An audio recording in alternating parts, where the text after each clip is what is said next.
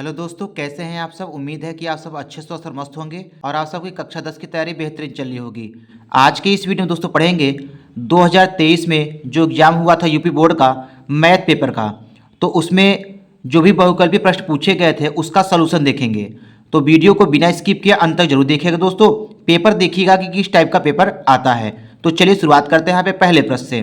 पहला प्रश्न है दोस्तों, किन्हीं दो धनात्मक पूर्णांकों ए और बी के लिए क्या सत्य होगा।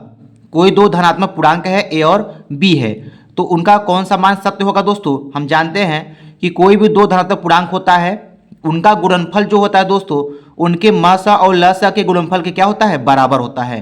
तो चौथा वाला ऑप्शन देखिएगा, दो धनात्मक पूर्णांकों का गुणनफल जो होता है उनके म सा और ल सा के गुणनफल के क्या होता है, बराबर होता है। तो चौथा वाला इसका उत्तर सही हो जाएगा। दूसरा सवाल है दोस्तों, एक शून्येतर परिमेय संख्या एवं अपरिमेय संख्या का भागफल सदैव कितना होता है। एक शून्येतर परिमेय संख्या हो मतलब दोस्तों शून्य को छोड़कर, और अपरिमेय संख्या का भागफल सदैव क्या होगा, अपरिमेय संख्या ही होगा। अपरिमेय संख्या इसका सही उत्तर हो जाएगा। तीसरा प्रश्न देखते हैं दोस्तों। तीसरा प्रश्न है, यदि यम का मान 5 दिया है और n बराबर m+7 है तो करड़ी में m² प्लस n² का मान बताना है। कैसे लगाएंगे दोस्तों इस सवाल को, देखिएगा। सबसे पहले यहाँ पे दिया है करड़ी में m² प्लस n² और यहाँ पे दिया है n बराबर m+7, n बराबर n+7 दिया है। m का मान यहाँ पे रख देते हैं दोस्तों 5, तो यहाँ हो जाएगा 5 + 7, तो an का मान कितना आ जाएगा, 12 आ गया। और m का मान कितना दिया है दोस्तों, 5 दिया है। तो इन दोनों का मान जो है हम इसी में रखते हैं। तो करड़ी में m का मान है 5 का स्क्वायर और n का मान है 12, 12 का स्क्वायर करेंगे तो 5 का स्क्वायर हो जाएगा 25, 12 का स्क्वायर 144 हो जाएगा। तो इसको जोड़ेंगे दोस्तों कितना आ जाएगा, 169 आ जाएगा। 169 का वर्गमूल कितना होता है, 13 होता है। तो 13 जो है इसका सही उत्तर हो जाएगा। तीसरा वाला इसका उत्तर जो है सही हो जाएगा। चौथा सवाल है दोस्तों, किसी परिमेय संख्या के समतुल्य कितनी परिमेय संख्या होती हैं। तो किसी परिमेय संख्या के समतुल्य अनंत जो है परिमेय संख्या होती हैं। तो इसका चौथा वाला जो है उत्तर सही हो जाएगा, अपरिभाषित परिमेय संख्या होती हैं। पांचवा सवाल है, देखिए दोस्तों। पांचवा सवाल दिया है सूत्र ही पूछ लिया है। तो दोस्तों एग्जाम देने के पहले गणित के सभी सूत्रों को याद करके ही जाइएगा। तो यहाँ पे दिया है a1x plus b1y plus c1 बराबर 0 तथा a2x plus b2y plus c2 बराबर 0 दो रैखिक समीकरण हैं। यदि a1 बटा a2 बराबर b1 बटा b2 बराबर c1 बटा c2 हो तो कौन सा प्रतिबंध सही होगा। तो दोस्तों आप सब पढ़े होंगे कि संपाती होने का जो प्रतिबंध होता है, दो रेखाओं के संपाती होने का जो प्रतिबंध होता है वो a1 बटा a2 बराबर b1 बटा b2 बराबर c1 बटा c2 होता है। तो बी वाला जो है इसका उत्तर सही हो जाएगा। अगला प्रश्न देखते हैं दोस्तों। प्रश्न नंबर 6वां है, कहता है किसी संख्या का 1/3 भाग 21 के बराबर है तो वह संख्या बताइए। तो मान लेते हैं वह संख्या दोस्तों क्या है, यक्स है। इस संख्या का 1/3 भाग जो है वो 21 के क्या है, बराबर है। तो वह संख्या बताइए। यक्स का मान निकाल लेते हैं, 3 जाए गुणा हो जाएगा, 21 गुणते 3, तो 3 1 का 3 हो जाएगा, 3 दूनी 6, 63 जो है सही उत्तर हो जाएगा। तो सी वाला इसका उत्तर क्या हो जाएगा दोस्तों, सही हो जाएगा।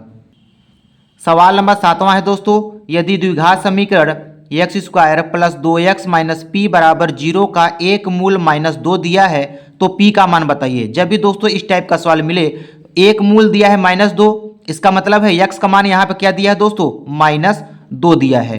तो यही x का मान -2 जो है इसी समीकरण में रख देंगे, p का मान निकल जाएगा। तो यहाँ पे क्या हो जाएगा, -2 का होल स्क्वायर प्लस 2 गुणते -2 और माइनस पी बराबर कितना, 0 हो जाएगा। -2 का स्क्वायर करेंगे तो +4 आएगा, प्लस माइनस माइनस 2 दूनी 4 और माइनस पी उधर जाएगा तो प्लस पी हो जाएगा। 4 में से 4 घटेगा कितना जाएगा, 0।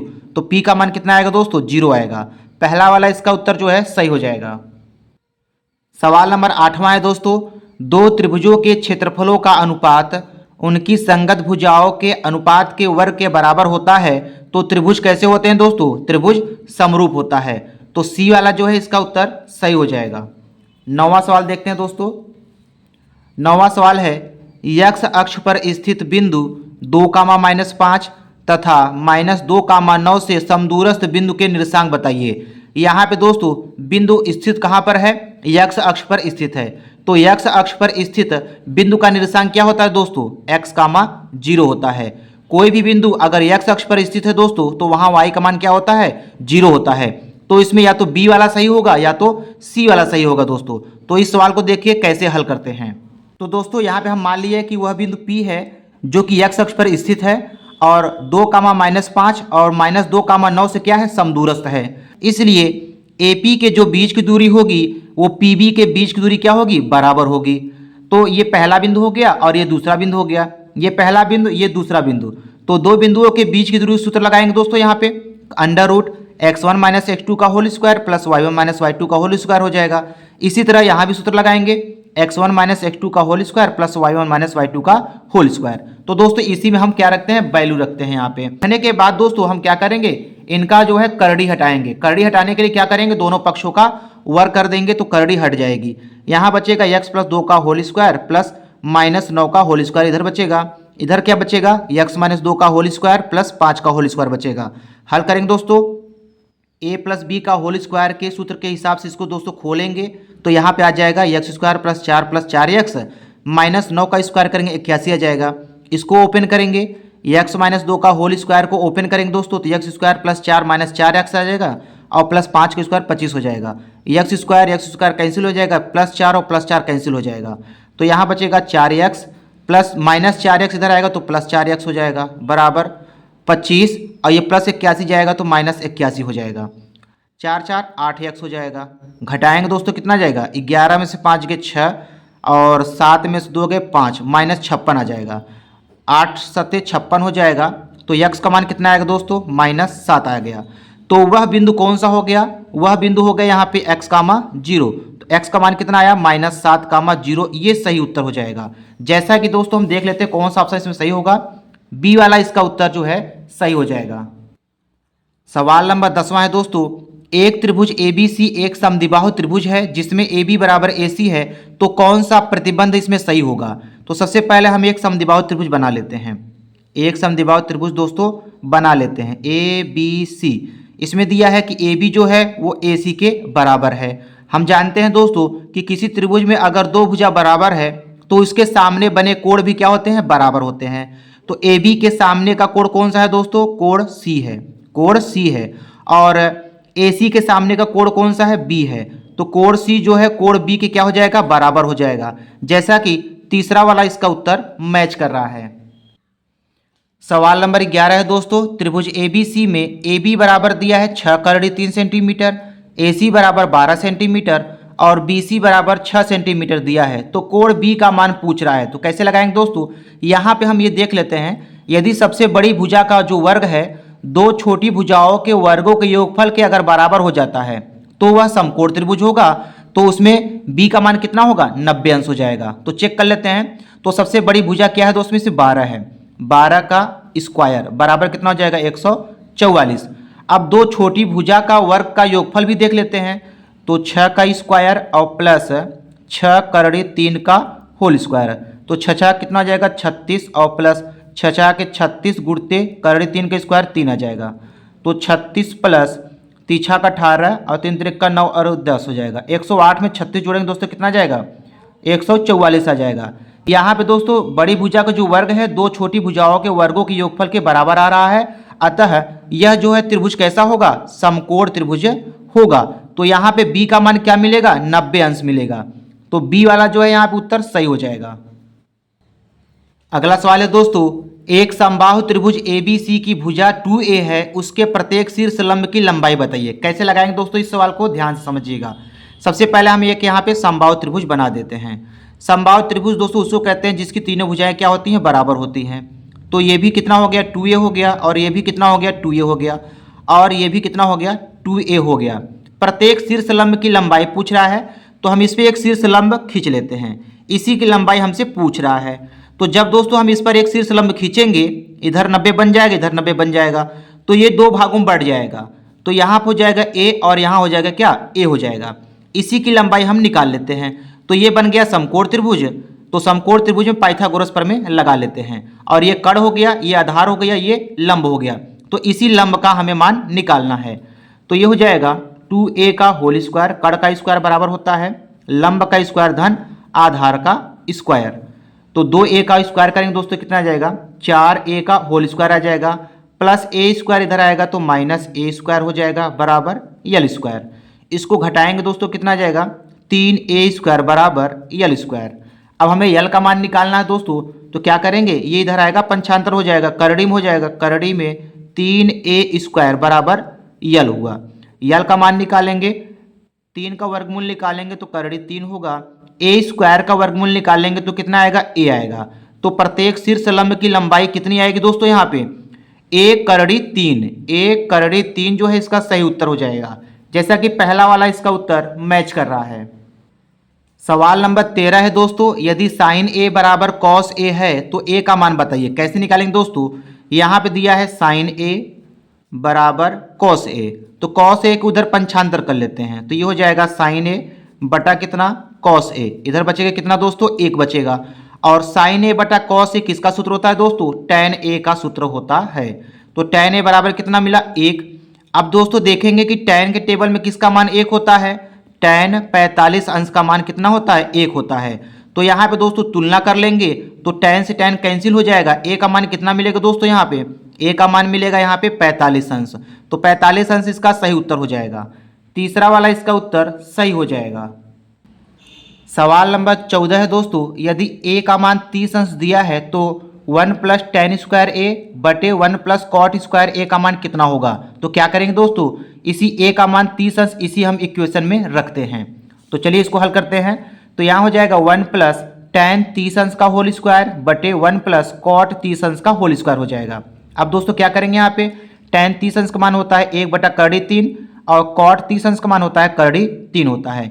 इसको सॉल्व करेंगे, 1 प्लस 1 का स्क्वायर 1 आएगा, करड़ी 3 का स्क्वायर 3 आएगा। अब यहाँ पे करड़ी 3 का स्क्वायर करेंगे दोस्तों कितना आएगा, 3 आएगा। अब यहाँ पे दोस्तों क्या करेंगे, 3 लघुत्तम ले लेंगे, तो 3 प्लस 1 बटा कितना बचेगा, 3 और बटे 3 और 1 4 हो गया। तो यहाँ पे इसको दोस्तों सॉल्व करेंगे तो 3 और 1 4, 4 बटा 3 गुणते 4 बचा, तो 4 से 4 कैंसिल हो जाएगा, बचेगा कितना 1 बटा 3 जो है इसका सही उत्तर हो जाएगा। जैसा कि देख लेते हैं दोस्तों कौन सा ऑप्शन इसमें मैच कर रहा है, चौथा वाला इसका उत्तर जो है मैच कर रहा है। अगला सवाल है दोस्तों, यदि एक गोले की त्रिज्या को 2 गुना कर दिया जाए तो उसके पृष्ठीय क्षेत्रफल में होने वाली परसेंटेज वृद्धि कितनी होगी। कैसे लगाएंगे दोस्तों इस सवाल को, चलिए देख लेते हैं। हम मान लेते हैं कि माना गोले की त्रिज्या कितनी है दोस्तों, r है, तब गोले का पृष्ठीय क्षेत्रफल कितना होगा, 4 पाई r स्क्वायर होगा। अब कहता है त्रिज्या को जब 2 गुना कर दिया जाता है तब नई त्रिज्या निकलेगी, तो नई त्रिज्या कितनी होगी दोस्तों, 2r हो गई। जब नई त्रिज्या 2r है तो नया पृष्ठीय क्षेत्रफल कितना होगा, नया पृष्ठीय क्षेत्रफल कितना होगा दोस्तों, 4 पाई r स्क्वायर होगा। अब r की जगह यहाँ रखेंगे 2r, तो यहाँ पे इसका स्क्वायर करेंगे तो 4r स्क्वायर हो जाएगा, गुणा करेंगे 16 पाई r स्क्वायर, तो नया पृष्ठीय क्षेत्रफल कितना मिला, 16 पाई r स्क्वायर मिला। तो वृद्धि कितना हुआ दोस्तों, तो वृद्धि निकालने के लिए क्या करेंगे, 16 पाई r स्क्वायर में 4 पाई r स्क्वायर घटा देंगे तो कितना आया, 12 पाई r स्क्वायर। ये तो वृद्धि पता चल गया कि 12 पाई r स्क्वायर का इसकी पृष्ठीय क्षेत्रफल में वृद्धि हुआ। अब हमसे दोस्तों पूछ रहा है परसेंटेज वृद्धि, तो परसेंटेज वृद्धि निकालने के लिए क्या करेंगे, 12 पाई r स्क्वायर बटे 4 पाई r स्क्वायर और परसेंटेज बदलने के लिए 100 का गुणा कर देंगे, तो पाई r स्क्वायर कैंसिल हो जाएगा, 4 1 का 4, 4 3 12, 100 3 300 परसेंटेज की वृद्धि होगी इसके पृष्ठीय क्षेत्रफल में। तो देख लेते हैं दोस्तों कौन सा ऑप्शन इसमें सही होगा, तीसरा वाला इसका उत्तर सही हो जाएगा। 16वां सवाल है दोस्तों, 2 वृत्तों के व्यासों का अनुपात 4:9 है, वृत्तों की परिधियों में अनुपात कितना होगा। कैसे लगाएंगे दोस्तों, सबसे पहले व्यासों का अनुपात दिया है तो इनके त्रिज्या का अनुपात निकाल लेते हैं। व्यास दिया है d1 अनुपाते d2 का अनुपात दिया है दोस्तों 4:9 दिया है, तो इनकी त्रिज्या का अनुपात निकालेंगे। व्यास बराबर होता है 2 गुणते त्रिज्या, 2r1 अनुपाते 2r2 बराबर कितना हो जाएगा, 4:9 हो जाएगा। तो यहाँ हो जाएगा दोस्तों 2 से 2 कैंसिल हो जाएगा, तो r1 अनुपाते r2 का मान कितना मिला, 4:9। अर्थात इसको हम ऐसे भी लिख सकते हैं r1 बटा r2 बराबर कितना, 4/9 भी इसको लिख सकते हैं। अब इनकी परिधियों में अनुपात पूछ रहा है, तो वृत्त की पहले वृत्त की परिधि क्या हो जाएगा दोस्तों, 2 पाई r1, दूसरे वृत्त की परिधि कितना हो जाएगा, 2 पाई r2 हो जाएगा। तो 2 पाई से 2 पाई कैंसिल हो जाएगा, बचेगा कितना, r1 बटे r2। अब दोस्तों r1 बटा r2 का मान यहाँ रख देंगे 4/9, तो इनके परिधियों में जो अनुपात आएगा वो 4:9 आएगा, जैसा कि दूसरा वाला इसका उत्तर जो है सही हो जाएगा। सवाल नंबर 17 देखते हैं दोस्तों। निम्नलिखित सारणी का माध्य बताइए। यहाँ पे दोस्तों वर्ग अंतराल दिया है और बारंबारता दिया है, इसका हमें माध्य निकालना है। तो माध्य निकालने के लिए सबसे पहले क्या करेंगे दोस्तों, इस वर्ग अंतराल का हम क्या निकालेंगे, मध्यमान निकालेंगे। मध्यमान निकालने के लिए क्या करेंगे, इन दोनों को जोड़ेंगे और 2 से भाग करेंगे। तो इसका मध्यमान निकालेंगे दोस्तों, कितना आ जाएगा, 1 आ जाएगा। और 4 और 2 जोड़ेंगे, कितना आ जाएगा, 6। 6 का आधा करेंगे, कितना आएगा दोस्तों, 3 आएगा। इसी प्रकार से 6 4 10, 10 का आधा करेंगे, कितना आएगा, 5 आएगा। 8 6 14, 14 का आधा करेंगे, कितना आएगा, 7 आएगा। 10 और 8 18 का आधा करेंगे, कितना आएगा दोस्तों, 9 आएगा। तो इस वर्ग अंतराल का मध्यमान यहाँ पे निकल गया है, 1 3 5 7 9। और बारंबारता दिया है 3 1 5 4 7। अब क्या करेंगे दोस्तों, इस f और x का क्या करेंगे, गुणा कर लेंगे। 3 1 का 3, 3 1 का 3, 5 25, 7 चौक 28, 9 7 63। अब इन्हीं संख्याओं को क्या करेंगे दोस्तों, हम जोड़ लेंगे। जोड़ने पे कितना आएगा, 122 आएगा। अब हम दोस्तों माध्य निकालने का सूत्र जानते हैं कि माध्य बराबर होता है पदों का योग बटे पदों की संख्या। तो पदों का योग कितना आ गया, 122 आ गया। अब पदों की संख्या कितनी है, जितनी बारंबारता यहाँ पे है, इसको जोड़ेंगे दोस्तों, कितना आएगा, इसको जोड़ने पर आ जाएगा 20। भाग करेंगे 20 से, 122 बटा 20, 2 से कैंसिल करेंगे, 61 बटा 10 आएगा। 10 से भाग करेंगे दोस्तों, कितना आ जाएगा, 6.1। ये इसका माध्य हो जाएगा। तो देखते हैं दोस्तों कौन सा ऑप्शन जो है इसका मैच कर रहा है। चौथा वाला इसका उत्तर मैच कर रहा है। अगला सवाल है दोस्तों, किसी बारंबारता बंटन का माध्य 24.1 है और उसका बहुलक 28 है, तो उसका माध्यक कितना होगा। कैसे लगाएंगे दोस्तों, यहाँ पे हम जानते हैं कि माध्य, बहुलक और माध्यक में एक सूत्र होता है दोस्तों, बहुलक बराबर 3 गुणित माध्यक माइनस 2 गुणित माध्य होता है। तो इसी सूत्र में सबका मान रखेंगे। बहुलक का मान यहाँ हम रख दिया 28 बराबर 3 गुणित माध्यक हमें निकालना है, इसको हम मान लेते हैं x, माइनस 2 गुणित माध्य दिया है 24.1। गुणा करेंगे दोस्तों, इसका कितना आएगा, 48.2 आ जाएगा। ये माइनस में इधर आएगा तो प्लस हो जाएगा। तो 28 में 48.2 जोड़ देंगे दोस्तों, कितना आ जाएगा, 76.2 आ जाएगा, बराबर 3x। 3 को इसको कैंसिल करेंगे तो आएगा कितना, 25.4। ये माध्यक का मान आ जाएगा, 25.4 आ जाएगा। तीसरा वाला इसका उत्तर मैच कर रहा है। अगला सवाल है दोस्तों, उपयुक्त बारंबारता बंटन में बहुलक वर्ग बताइए। ये वर्ग अंतराल दिया दोस्तों और यहाँ पे बारंबारता दिया है, पूछ रहा है बहुलक वर्ग बताना है। तो बहुलक वर्ग निकालने के लिए दोस्तों हम क्या करेंगे, देखेंगे कि बारंबारता वाला कॉलम देखेंगे, इसमें जो है कौन सा बहुलक वर्ग सबसे अधिक बार आया है, वही उसका क्या होगा, बहुलक वर्ग होगा। जैसा कि यहाँ पे देखिएगा 20 से 30 वर्ग अंतराल जो है वो 23 बार आया है, जो कि सबसे अधिक बार आया है। तो बहुलक वर्ग क्या हो जाएगा, 20 से 30। तो 20 से 30 इसका सही उत्तर हो जाएगा। अगला सवाल है दोस्तों, माध्य, माध्यक एवं बहुलक के बीच संबंध क्या होगा। तो इसका सही उत्तर हो जाएगा दोस्तों, बहुलक बराबर होता है 3 गुणित माध्यक माइनस 2 गुणित माध्य। तो आज की इस वीडियो दोस्तों इतना ही। वीडियो पसंद आया हो तो वीडियो को लाइक, शेयर और सब्सक्राइब जरूर कीजिएगा, क्योंकि आपका एक लाइक, एक शेयर दोस्तों हमें मोटिवेट करता है नेक्स्ट वीडियो बनाने के लिए। मिलते हैं दोस्तों नेक्स्ट वीडियो में। धन्यवाद।